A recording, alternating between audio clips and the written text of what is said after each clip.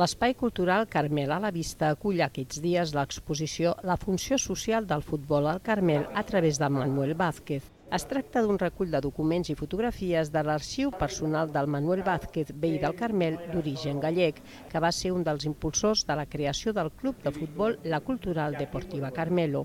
El club va néixer el 1965, arran de la fusió del Club Calatrava i el Racing Sant Martín, però no va ser fins al 1978, ara fa 40 anys, que no van aconseguir tenir l'actual camp propi després de molts mesos de reivindicacions a l'Ajuntament.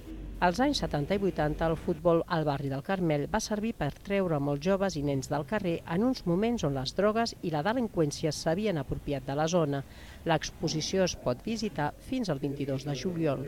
Era sacar los niños de la droga y de las calles. No había colegios que tuvieran patios y los críos estaban tirados en la calle y teníamos el barrio que teníamos. Hoy tenemos un barrio que gracias a Dios está mucho mejor, unos con las instalaciones, otros con las calles, los colegios.